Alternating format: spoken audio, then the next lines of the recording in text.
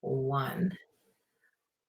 Well, hello, everybody. Welcome to episode 56 of Relentless Talk Radio. I'm super excited today because today is the first in a series of Relentless Woman Mastermind that I'm doing with Alisa Glutz and Sharon Bondurant.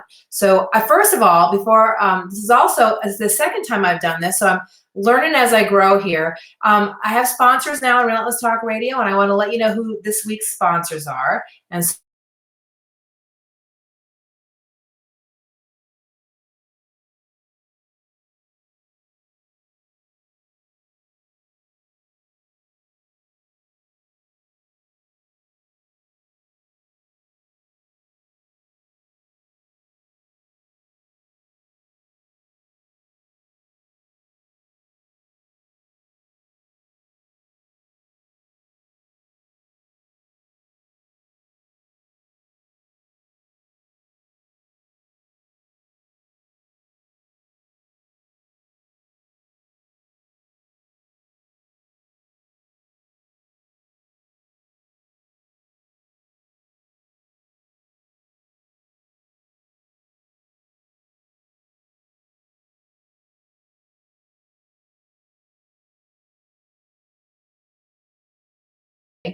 let's see. And there's Alisa. I'm going to put Alisa second, like Charlie's Angels, right?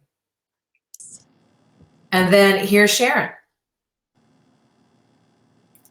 So look at that. How cool is that? We're all together on Relentless Talk Radio. So hey, girls, how are you? Good. How are you? I love it. So here's an example of the relentless lifestyle. So I literally was showering 3 seconds ago.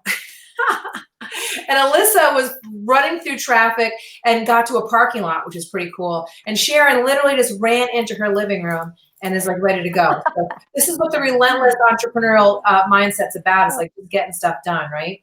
So Alisa, I'm going to let you go first. Tell everybody who you are and what you do. My name's Alisa Glutz. I am a Arizona native loan officer for 17 years. I'm with Cherry Creek Mortgage, and I'm the author of Color My Credit, Teach Credit Empowerment, Not Credit Repair, and I'm just extremely glad to be a relentless woman. And I love that about you. And you're like a TikTok superstar right now. I guess I got to add that to the resume, my little list of tricks. TikTok famous is what they call me. I'm just kidding. Yeah, I'm very sarcastic. How many followers you got now on TikTok? What'd you say? How many followers you got now? I got 75,000. 75,000, and you've only been working that platform for about 45 days or something crazy. Yeah. Right? Over 3.5 million views of just my hashtag, my special hashtag 2020 Color My Credit, which is kind of my movement of getting people building or rebuilding their credit this year. That's super awesome. So I'm super proud of you. Thanks for making the commitment. And Sharon, tell everybody who you are and what you do. Yeah, thank you. So I'm Sharon Bondurant, and I own Tech Finders and HR Finders, and they are local recruiting firms here in the Valley. I started actually 21 years ago from my spare bedroom when my first son was born, and we find people for jobs and jobs for people, the right ones within tech and HR. Awesome. So that's that. And then I'm a mom, and I'm actually an empty nester because my 2 sons just left. So officially I'm an empty nester for my boys, but my partner has some kids, 10 and 14. So I get to kind of do it all over again and experience that. And yeah. So that's good for now. Amazing. So I'm going to check in with Alisa. Alisa, are you not hearing us? I can't hear Sharon at all. So I'm guessing what she's saying. And going. Oh, you can't hear Sharon at all. No. You know what I think might be happening? I think maybe your headphones is what's causing that. I don't have headphones. Yeah, Sharon has headphones on. Oh. Sharon, can you do me a favor? Want me to take them off? Your headphones and see if you just using your laptop, see if that works. Can you hear me? Can you hear her now? Uh-uh. Yeah, no. Headphones sound better actually, so you might as well put them back on. All this has to be we learn something new every day with Relentless Talk Radio. I don't know why you're not hearing it. Did you hear it before?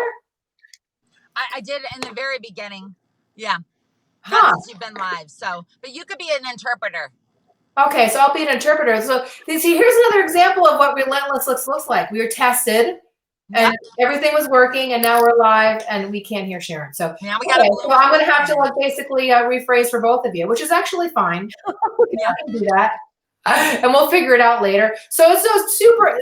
Brent Kleinman is on, and he's saying Happy Tuesday. So Brent Kleinman actually is the guy that came up with the word relentless. Nice. Isn't that funny? Christina Wagner and I were on a live about a year and a half ago looking for names, and Brent Kleinman's an attorney, and he said, and we asked for a word that described me, and he said relentless. Love Good it. Word. My reputation precedes me. Thanks a lot, Brent. You've helped create the brand, so thank you very much for that. And thanks for listening in today. Okay, so we're going to talk about why you guys do what it is that you do. So I think that, Alisa, you have a bigger mission than just Income.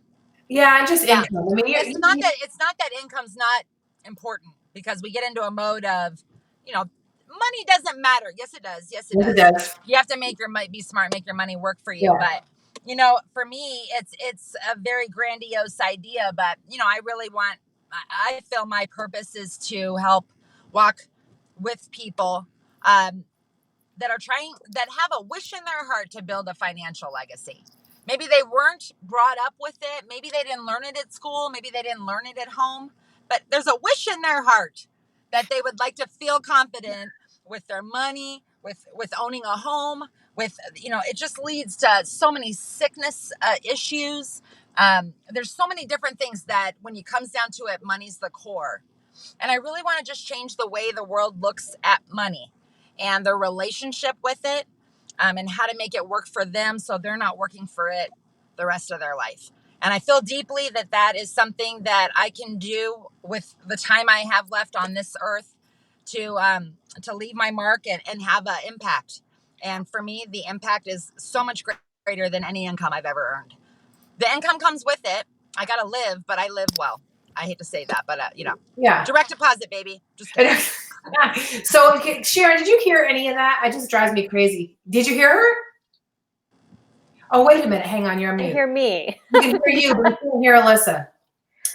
Shoot. Okay. So what Alisa was saying was that, this is great because I get to make sure I've heard you. Alisa was saying that she thinks that basically money is more than just is a tool. And she wants people to use the tool in order to be able to buy homes and do good things with them and not have money be their master all the time. And so for her to be creative tool, as a creative tool, as opposed to just something to be stressed out all the time. So, and she's saying that of course you need money to live. She's admitting that she lives well, but she thinks that money is, and that's, gotta be. We're not living in a third world country where we have to bathe in like 3-day-old water. I mean, we're all living really well, quite frankly. That's just the fact of the matter is we live in, the Scottsdale, Greater Phoenix area, and we all live well here. But what you're saying is that you want to teach people to use money as a tool as opposed to be so afraid of it. Right. Absolutely. And so you're on a mission. Not to be so scared to get a credit card because of the fear of being denied. You put your life on hold because you're going to be denied. I just, there's just so many things that I have to teach the adults. I feel very important that I have to be a catalyst in these adults' lives, or my kids won't have anybody to hang out with when they get older. No husbands for them. No adults, but also you love to teach children too. One of your goals is to have the course in schools, correct? Yeah, second half of senior year. Be the kind of the curriculum that sends them on their way into the world. I think it's super smart. Super smart. So Sharon, why do you do what you do? Because let me just say, 21 years. So basically you started the business when you were 4. 3. But he's counting. She's such a baby. I'm just really impressed by the fact that in your mid-20s or your early 20s, you started a company that, is still alive, active, and you employ, a bunch of people, and you've employed a bunch of people. How do you get, the why in that, I'm sure is much bigger than just getting paid for what you do. It's a huge, huge thing that you do. Why did you start doing it, and why do you keep doing it? Yeah, I think, I stumbled into recruiting. I was 25 And my degree was in psychology. And so I knew when I set out, some of the things that were really important to me at that time, where I wanted to help people and I wanted to make an impact. That was definitely at the top of my list.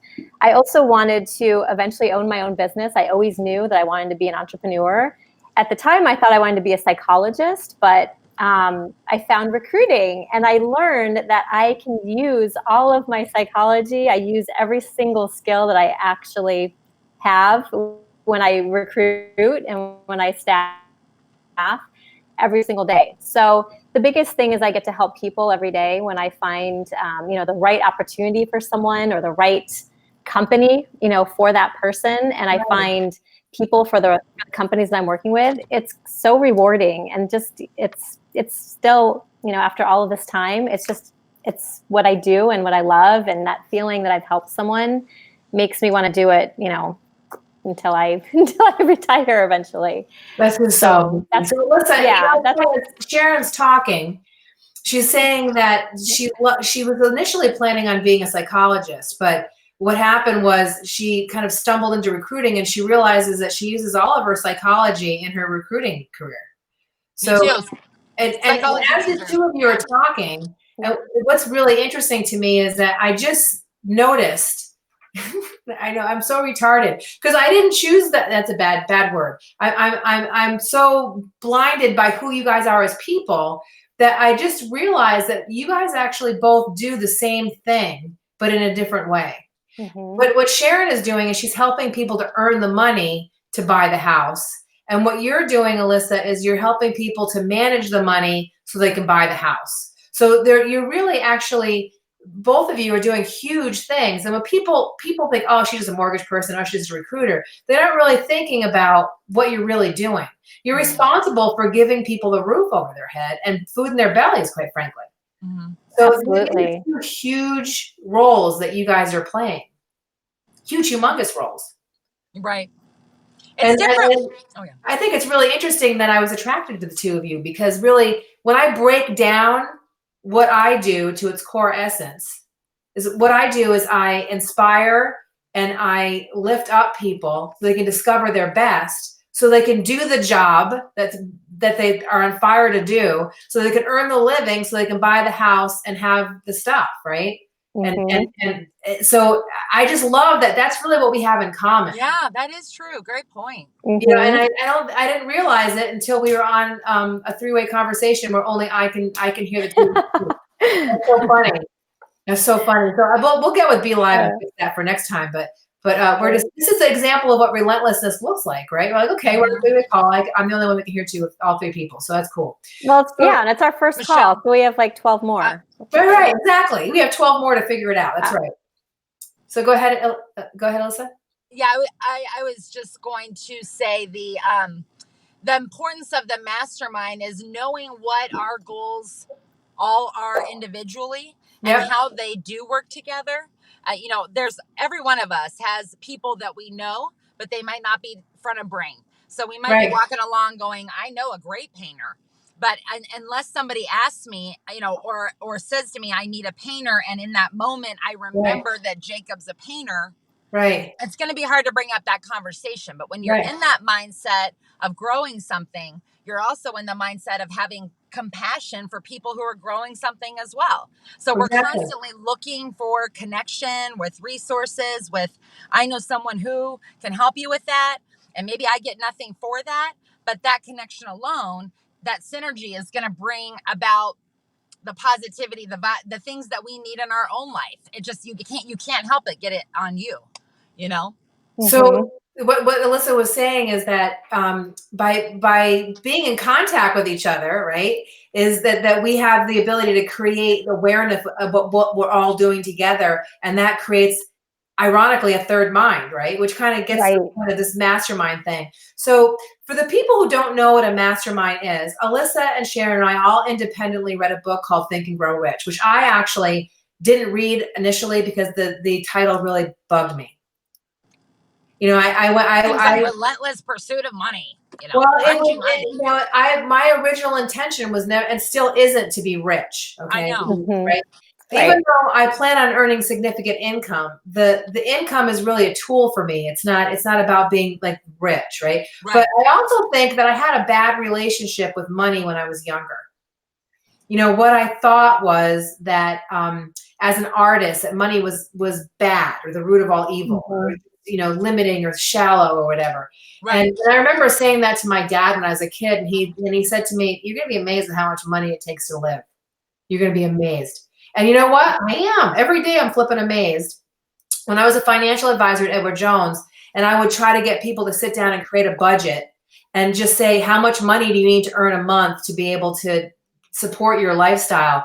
Everyone was always shocked, really, when they really like the tires and the registrations and everything, how much money it really takes. So initially the title kind of pushed me off. But then I went to grad school and people kept on, recommending, and I finally said, okay, I'm going to read the dang book, right? And when Napoleon Hill isn't talking about riches from a money perspective necessarily, what he's talking about is riches from like a life perspective, the spiritual life, inside job perspective. Money happens to be part of it. And so, he was given an opportunity to interview some of the greatest thinkers of all time. And he came up with the idea that, and read the book, because I'm not going to go through the entire book, but the principle that we're practicing is the idea of getting two people, more than two people together that are like-minded, to talk about our goals and to support each other as we reach them in 2020. And by doing that, we create a third mind that actually has a power in and of itself. So we're sharing that third mind conversation here on Relentless Talk Radio every third. And it just happened to be a synergistic thing, which is a perfect example of how the third mind works, that we chose the third Tuesday randomly. We just kind of went, how about the third Tuesday? And we went, okay. And then I reread the definition of the mastermind, and it actually says a third mind is actually created when people come together. Now, we're sticking with 3. We might add people later on, but we met last week and we decided that we were going to start with 3. So I've been wanting to do a very intensive mastermind for years now. And a couple of years ago, I started one focused on the healthcare community. And very quickly, there was a person in the group that wanted the group to be a marketing group. He didn't get the mastermind principle of pooling our resources and coming up with a third mind that would all individually help us get to our goals. He just wanted a referral group. And so, when it came time for me to make it, that's okay. That's okay. But it wasn't the group that I started, right? So I just kind of decided to move away from that group and wait for the next opportunity to create a mastermind. And so I called you girls up and I said, listen, this is what I've been wanting to do for years. I really want to do a very intense mastermind. I know you guys have big goals just like I do. And I want to share on Relentless Talk Radio real time as we're doing it. And you both said, absolutely, let's do it. Like with no hesitation. So I want to just talk to you about, and we'll let Sharon go first this time. Sharon, why, what does a mastermind mean to you? And why did you so easily say, flipping yes, I want to do this, let's do it. And then have the audacity to do it on Relentless Talk Radio on the 3rd Tuesday. Yeah. I mean, there's a couple reasons, because you mentioned that book, Think and Grow Rich. And I've read it a couple times, and it just really stuck with me. So when you and I were talking about it, I thought, 1, I've been wanting to do a mastermind as well. And 2, I think having the 2 of you hold me accountable for my goals, that's huge. I think that's one of the main reasons that I'm interested in a mastermind is, kind of holding your feet to the fire when you decide to do something and you make a commitment and you make a goal. And you have it out there, especially when we're on, live Facebook. It's always good, right? Yeah. To have big goals and to state them, and you put them out in the universe, but then you do the work behind it. So I'm all for that. And then, you and I met a year and 3 months ago, like we were talking the other day. And I, at that time when we met, I was really looking for people and women that were going to up level me personally, because I feel like the way that I learn and grow is through other people. And so you always have to kind of put yourself out there, get out of your comfort zone, and keep meeting new people that inspire you. And so, when I met you and Alisa that night, you both of you ladies just inspired me And then it was a year and 3 months, and we've only talked, a handful of times, really, the three of us. And I know you guys are friends, and have been friends before, but I'm kind of like the third one joining in. But no, so when you mentioned it, I was already on board. So I think this is a great way for us all to get to our goals and support each other. And I love just the ambition and drive that you ladies have. And also too, Michelle, just to mention it, I can hear Alisa. Okay, cool. She can't hear me, but I can hear her. Cool. So you don't have, when you're repeating it back, I'm like, I get it. So I think it's because Alyssa's on her phone. yeah, So learn something. We'll work that out. But I just want to let you know, like, I can hear. I can hear her, so you don't have to repeat her stuff. Yeah, you don't have to do that. So Alisa, Sharon can hear me, but you can't hear me. So I think it's because you're on your phone. Yeah, it must be the phone app new thing. Experience. Yeah. So quiet. Now we know, right? Now we know. Okay, cool, awesome. So what Sharon was saying was that she loved the idea that we were going to make a public commitment on Facebook Live, and it would hold us to our accountability on that commitment, and that when she met both of us, she was inspired by us, and had been at the time looking for people to up her level. Like people that would push her along. And she talked about the time that you and I met. So I want to just kind of back up and tell people how we met, because Sharon did post about it this week. But so I had been doing these art projects, and the whole point of the art project was to build relationships. The art was kind of like the part of it, but it was mostly about getting all of my ideal peeps into the same room. And so I did a project called The Art of Fearlessly Doing Business, where I interviewed 13 entrepreneurs, and I told their story. And their story inspired a blog, and the blog and the story inspires a painting. And that's really actually what inspired Relentless Talk Radio. I started Relentless Talk Radio focusing on art and fashion, health and fitness, entrepreneurs and philanthropy, so I could find one place to kind of streamline these conversations. Well, I did a series of paintings a year and almost a half ago that was called the Gratitude Series. And actually it was a short series of paintings that I gifted to people. And one of the people I gifted was to Elena Thornton. And Elena is who introduced Alisa and I.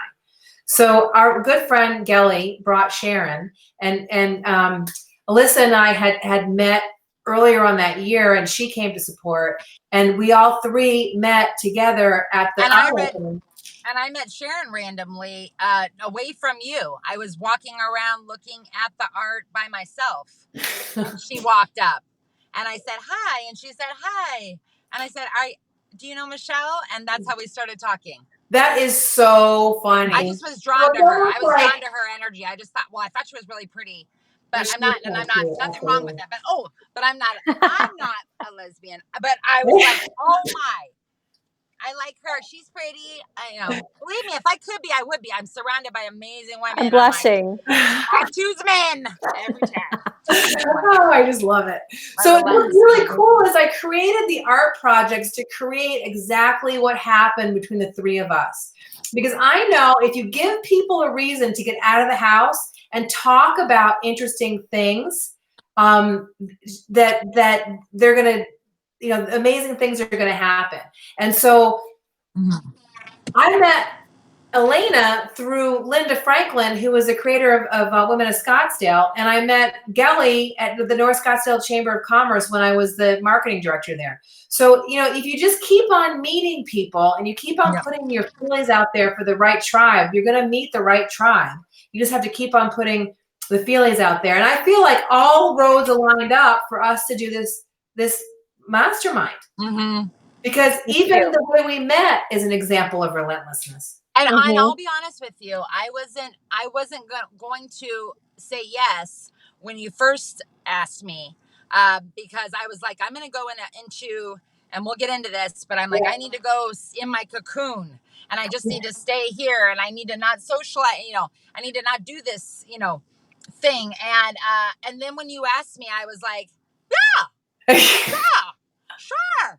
And then when I'm at lunch, when I sat at lunch and I sat across, I thought, there's been so many times in my life where I'm like, I have no idea what I'm doing, but I'm putting one foot in front of the other. I'm going to have faith that this is the right thing because I'm feeling it. I'm pulling the instinct is saying this is the right thing. And when I was sitting there at lunch with you guys, I'm like, this is perfect. This is exactly where I'm supposed to be. This is what I needed.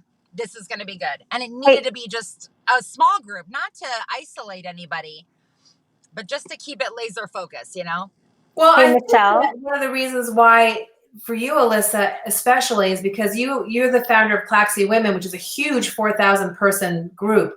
And that's like a great thing. But I think what happens is when it comes to your own personal development, you got to micro focus a little bit, I think.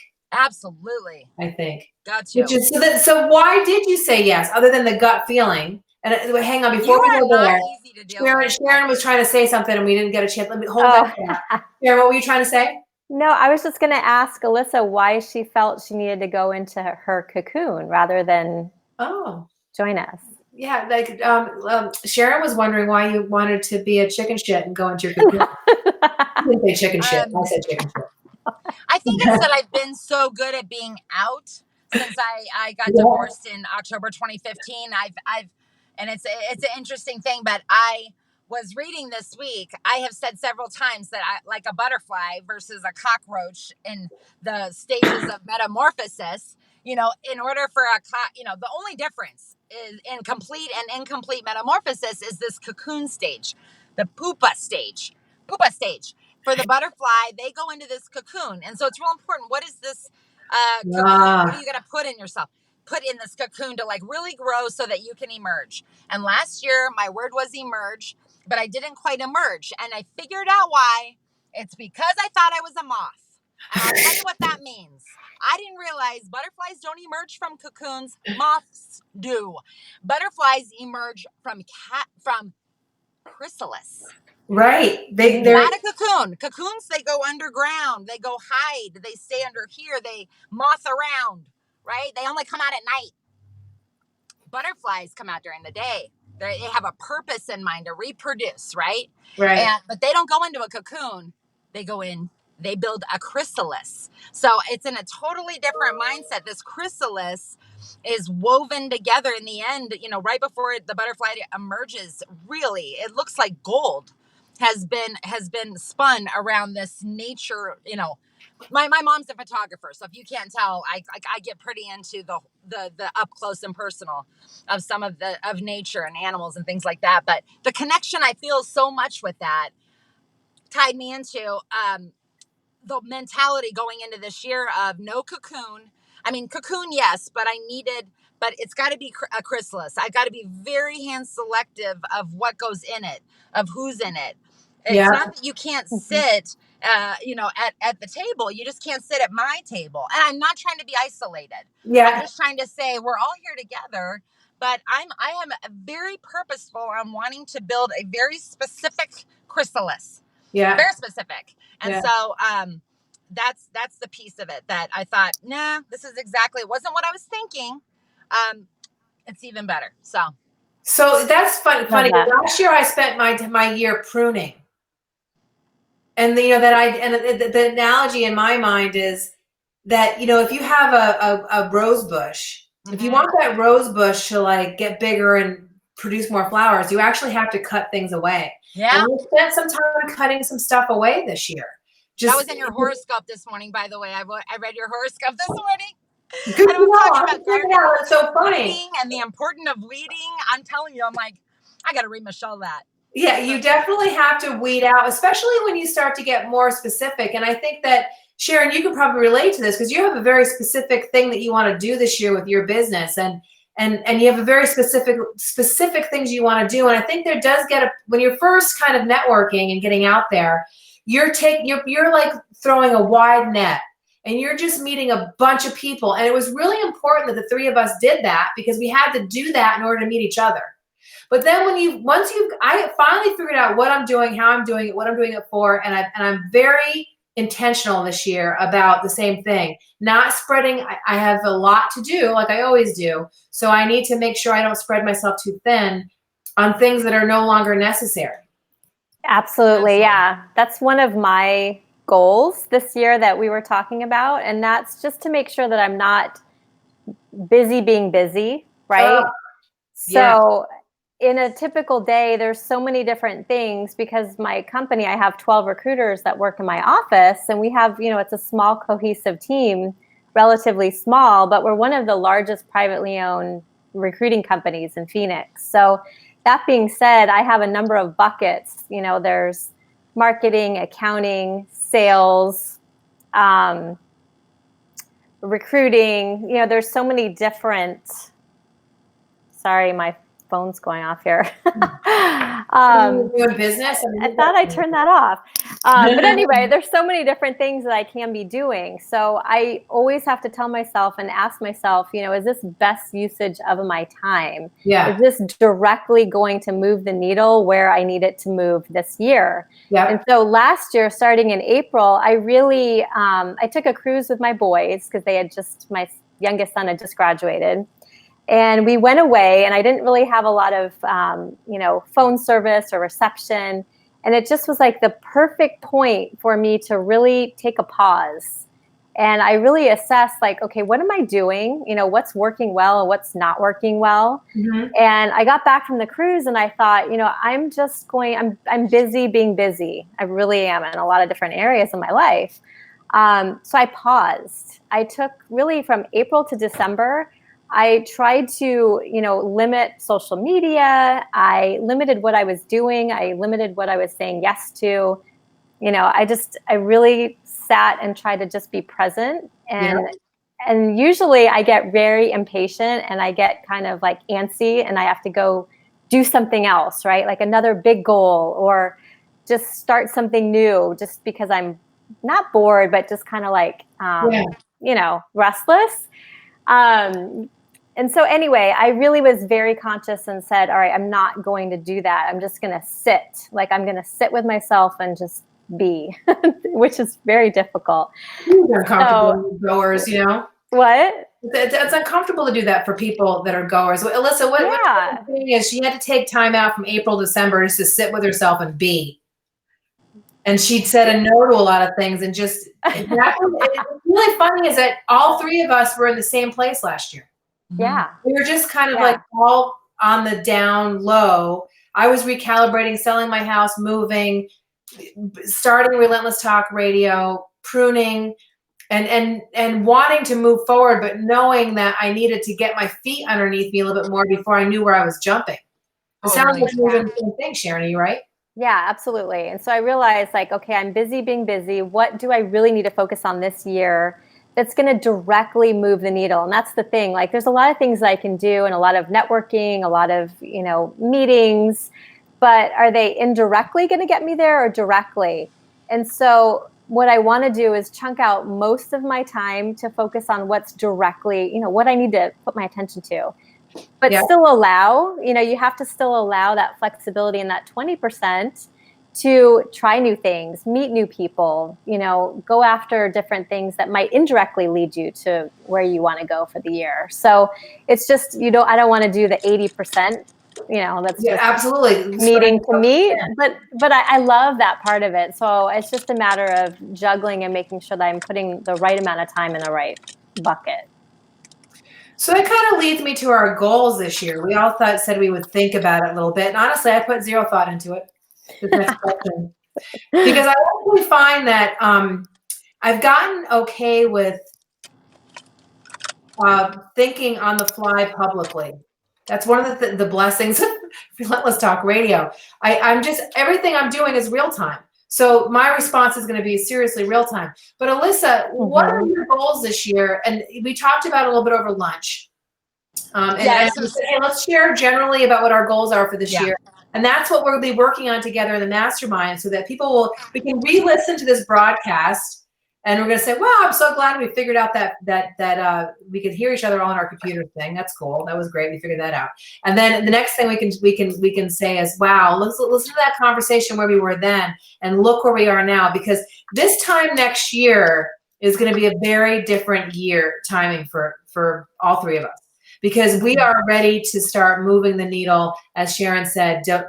We are making some significant jumps in where our needle's at. Like, we're all three of us just ready to like blow up and take off. So, Alisa, what's some of your goals that you feel comfortable sharing with? Sure. Well, I as a mortgage lender, that's the majority of the way I build my business, my income. So I want to be able to help 200 people purchase homes this year. 200 people purchased homes. I want to build my following on TikTok, which is a very organic following. I want to build it to over 1 million followers. And, I'd like to sell over 100,000 books on Color My Credit. I started on TikTok a few months ago.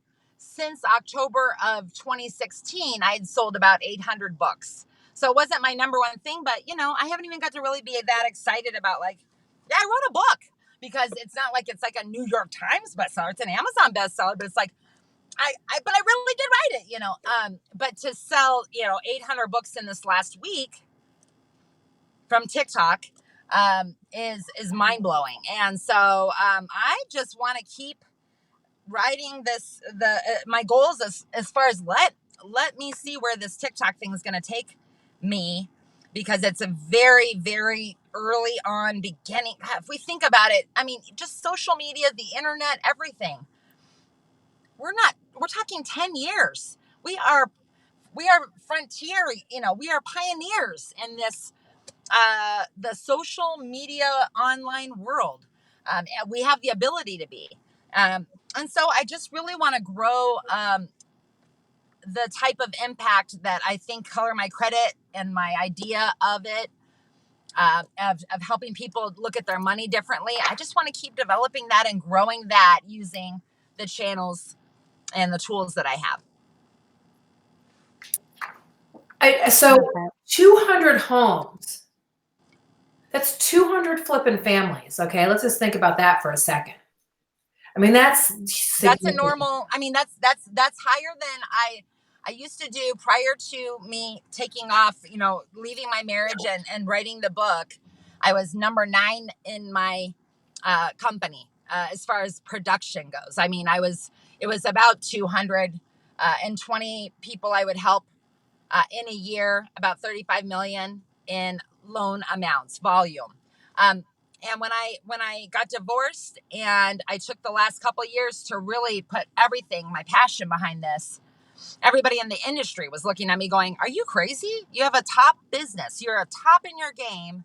Why are you stopping everything to go help those people?" And I'm like, "Because you don't understand. You are those people. Yeah, right. And we are those people. And until they feel confident enough to start raising their hand and saying, I need help, our industry is going to have a hard time recovering." And so I had to kind of take a step back, if that makes sense, to take a step forward. So I've been so devoted. And yes, you can go broke giving it away. Yes, you can go poor by giving. Right.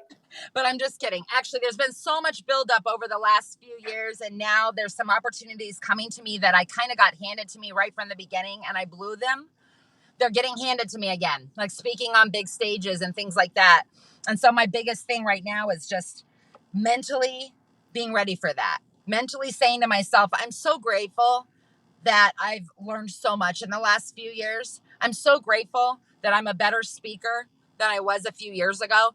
And it's so easy as women for us to just kill ourselves on the voice inside us, saying, remember last time you got up and you sang, horrible voice, and you sang all about my score, my credit. I mean, in front of 2,000 people. And remember that it was good, but it wasn't great. Like, are you ready to do that again? And I call it to myself, no. I love I've that. learned a lot since then. You see, just tell that itty bitty shitty community to shut the hell up. That's right, baby. Okay. You just say, you know what? I'm a dang good singer. That's I needed to find out TikTok. TikTok was probably made for me. Doing this for years. People look at it like, thank God, Sesame Street with money. You're so funny, because in your past lifetime, you were a something on stand-up comedy scout, a producer on Politically Incorrect back in the day. So I just love watching the comedy that TikTok brings into your life, because you're just naturally like a hellaciously funny comedian. Like literally, if ever I'm really grumpy, all I have to do is go watch one of your TikToks and I'm good, right? I'll send them to you unsolicited. My girlfriend is giving us a high five from Vermont, by the way. I've got her up on the screen. She's high fiving us. So just thought I'd let you guys know. So Sharon, tell us what some of your goals are. Sorry, Michelle, you were cutting out a little I was bit. cutting out. So we're going to let you share what your goals Yeah. are. What goals do you feel comfortable with? Yeah. So again, I think my biggest thing, and we were talking about like our words for the year, like mine is one of my words is attention. And that's just being like super focused on making sure that I'm not being, being busy. So I've identified by being present from April to December last year, I really looked at my business from a different point of view and realized that with recruiting and staffing, there's things that are happening, especially in technology, because that's what I'm placing predominantly, and then HR. There's so many things that are happening so quickly in our industry. And I was doing a podcast actually earlier today, and we were talking about, if you're not paying attention and you're not moving forward and trying new things and being disruptive, you're going to be left behind. And so one of my, my things and my fears, if you call it, is, I don't want to be blockbuster, right? In our industry, there's so many things happening. There's online recruiting. There's all different types of ways that clients are looking for staff. There's a lot more competition, et cetera, et cetera. So I think that, in looking at my business, we need to make some adjustments. And that's what I've really realized and identified. So I'm focused on, looking at my business and dissecting it and being disruptive. We have two different things that we're going to be doing that I can talk more about later. But we're going to be disruptive in our industry. And so there's two different ways that we're going about it. And I'll put some goals behind that for next time and we can talk more about it. The other thing that I'm doing is I'm finally launching my podcast, which I've been talking about since last June. So being present and taking time out, not being busy, also put the podcast, on hold, because I want to make sure that when I do launch it, one, that it reflects what I want it to. Uh-huh. And also two, that I wasn't doing it to be busy, right? So I did identify that there are very good reasons why I do want to do the podcast. I think that I want to help more people, more businesses, specifically smaller businesses has always been my passion. Even though with my recruiting firm, we do focus, of course, on that mid to large enterprise company. A lot of times it's the smaller business that we can't help.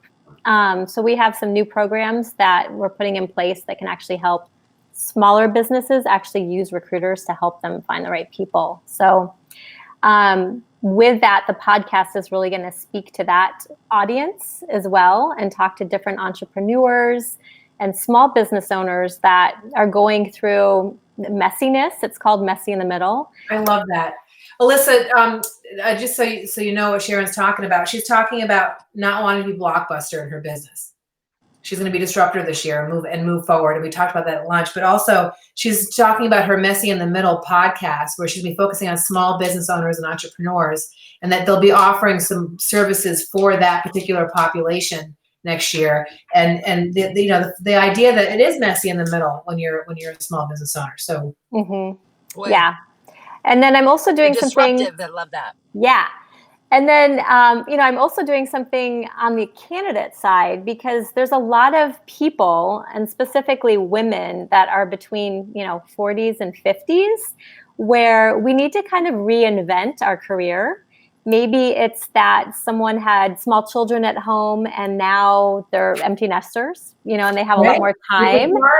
And they have skills and they don't really know quite how to put it all together to have their own, either be a solopreneur where they're, a company of one, or if they're ready to launch and have a smaller business, on how to hire right and have that right business model, or even go back to work, and prepare a resume and go out on an interview and get a job.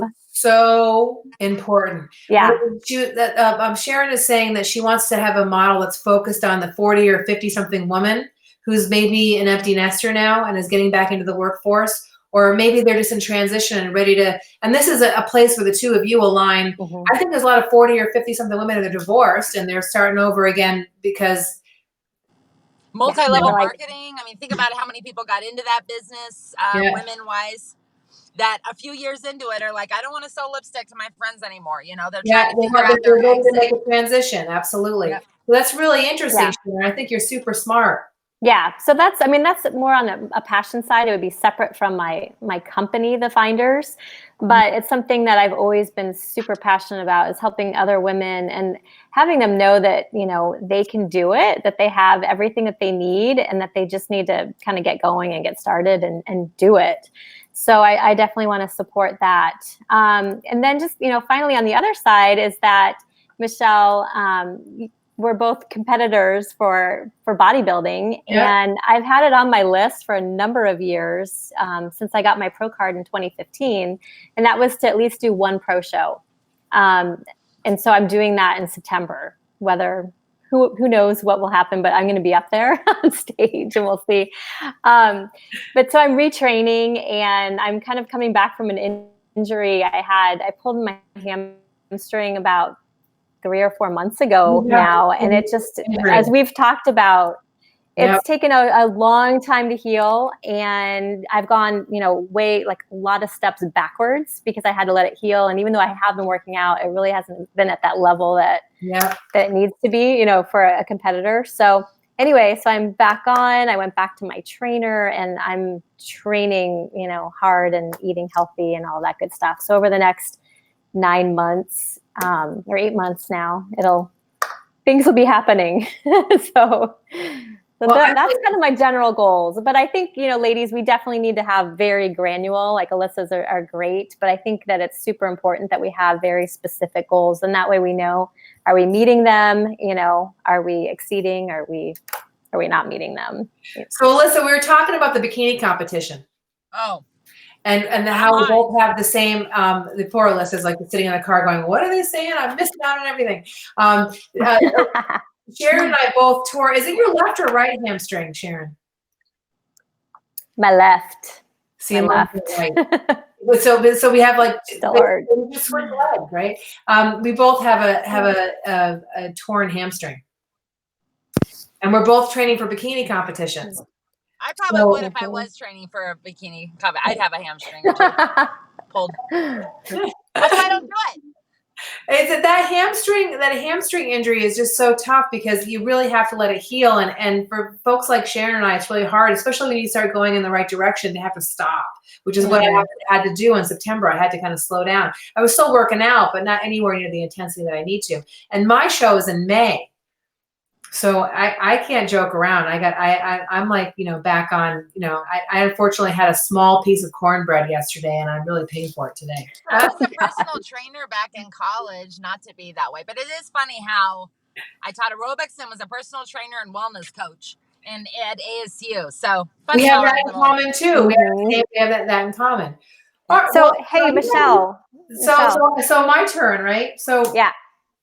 My goal has always been to have my first goal. This is the first one because I know that if I meet all my goals, I'm going to blow so far past this is crazy. But the first goal is I want to make the first $1 million. So my goal is to have my company, Micalizzi Enterprises, gross $1 million this year. And of that $1 million, I want to gift $100,000 to charity. So that's been a goal of mine for a couple of years, and everything that I've done over the past several years has been putting the building blocks in place to make that happen.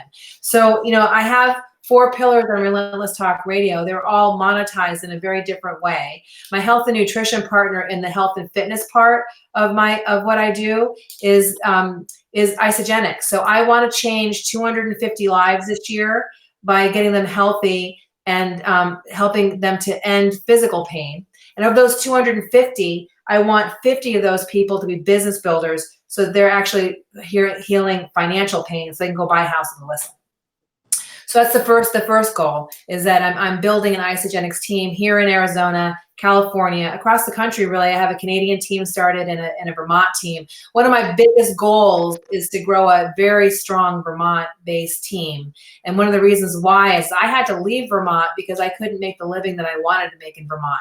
I tried like hell, but it just wasn't going to work. So I'm right now 3,000 miles away from my father, who is, at the point where he's in the last stages of his life and I'm 3,000 miles away because I need to be, right? So I want to have, and that worked for me, but there's many people who really don't want to leave Vermont, and they're single moms, they're in transition, and I really want to help those people. So I have a very strong passion for bringing Vermont into this fold.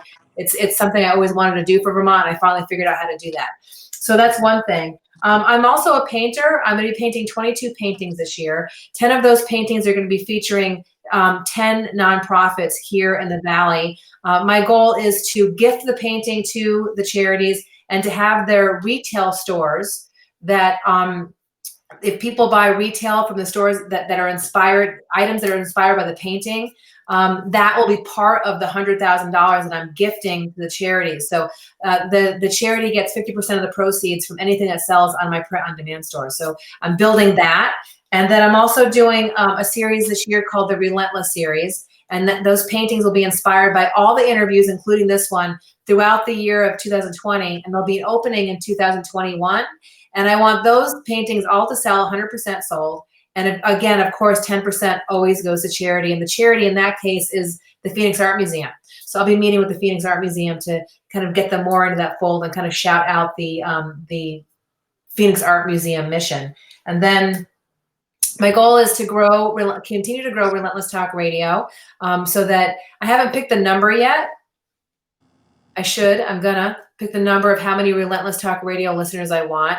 I do know that I want over 20,000 subscribers on my YouTube channel, and that this year I'm taking all of the 150 episodes I've shot so far. They're going to podcasts, and then I'm applying for iHeartRadio and the other top podcast channels for Relentless Talk Radio. So the podcast thing has continued to grow. I've been generating the content, and now all of that is being moved over to podcast. And then finally, I'm partnering with some really awesome companies this year. Venvana is one of them. They're a barter network. I'm partnering with a videographer who we're trying to figure out what we're gonna name that right now.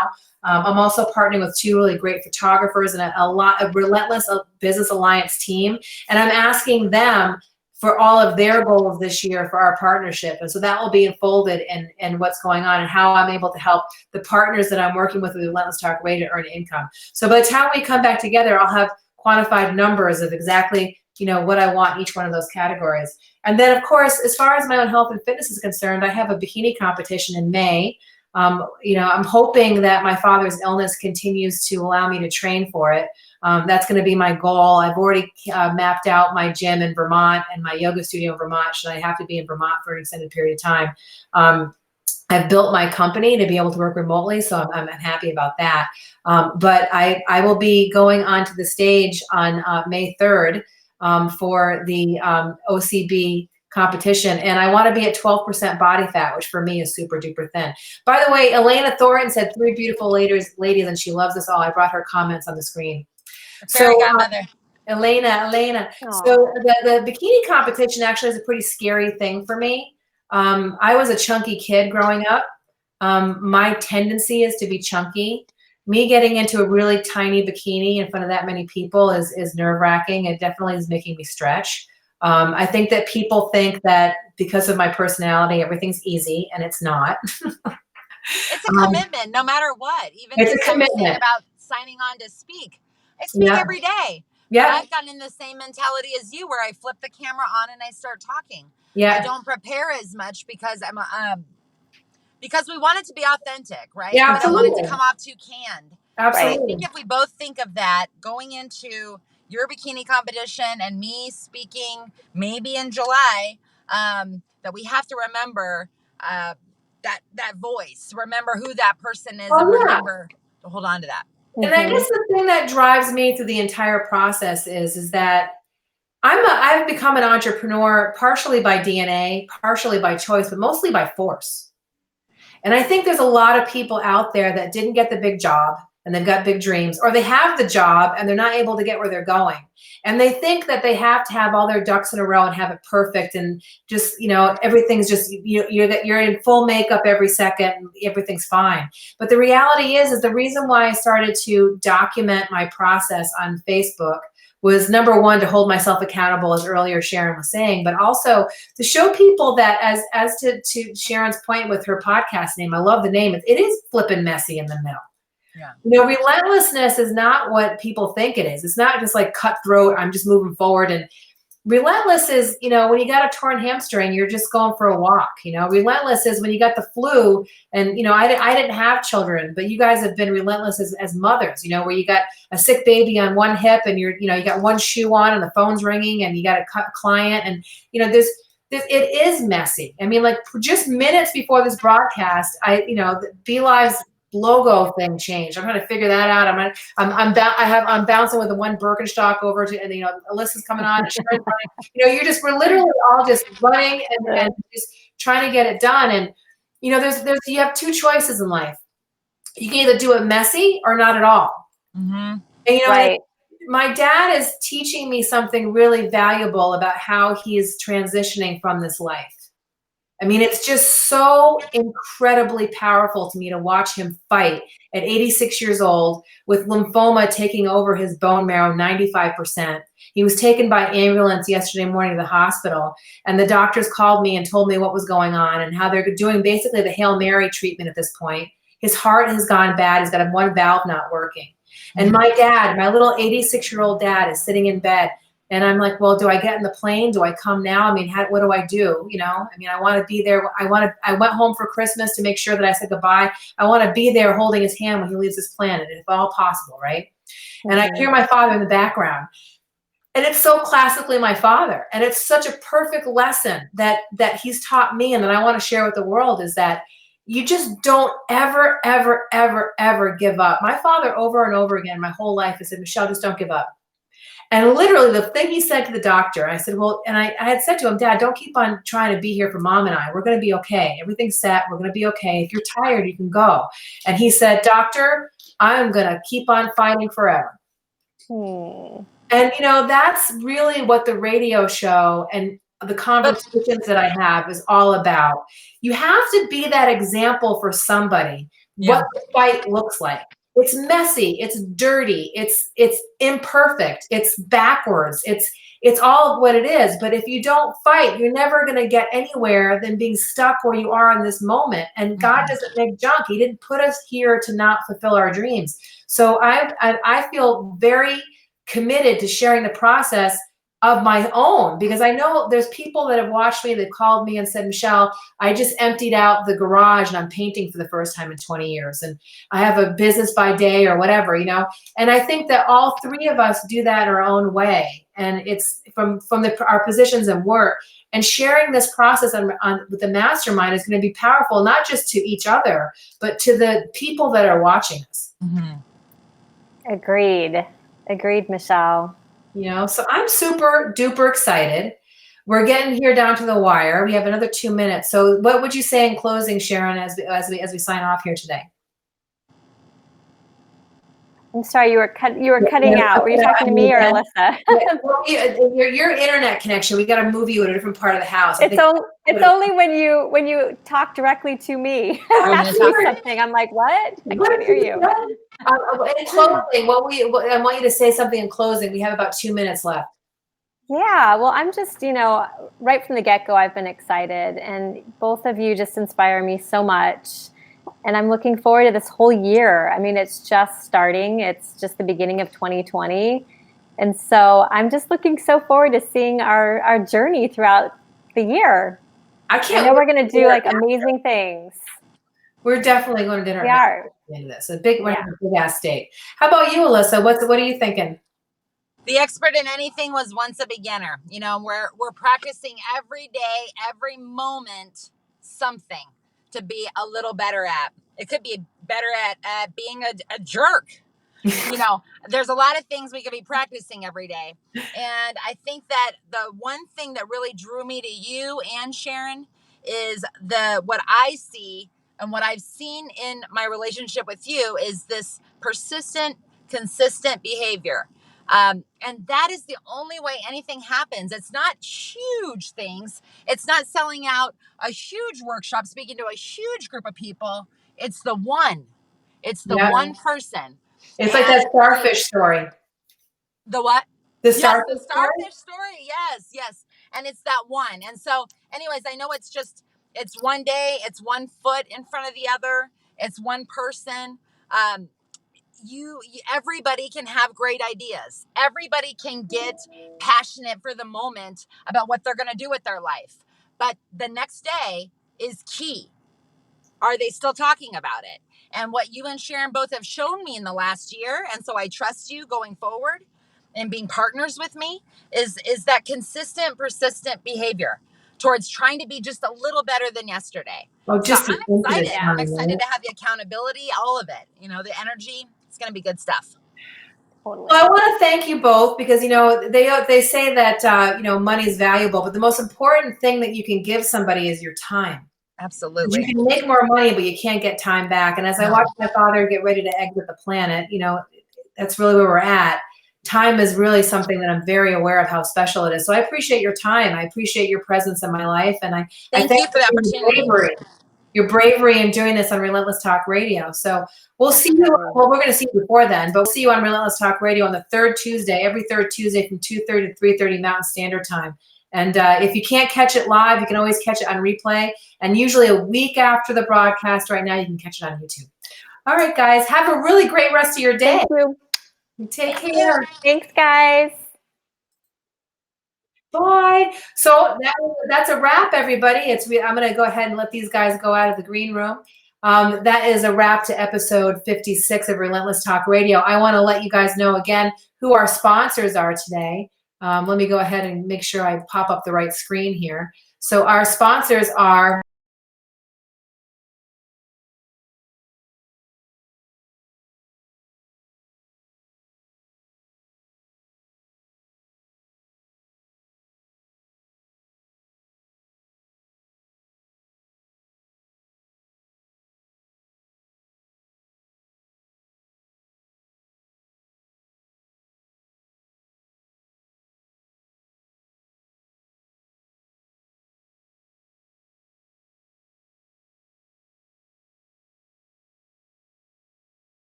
That's it, everybody. I hope everybody has a really great rest of your day. Thanks for tuning in. If you sat through the entire show, you're a rock star. If you're only able to catch a couple minutes, that's cool. I don't expect people to spend an entire hour with us, but if you have been able to do that, thanks so much. Again, Relentless Talk Radio, episode 56, and we'll see you again next week on Relentless Talk Radio. We'll be talking with Carol Mickey.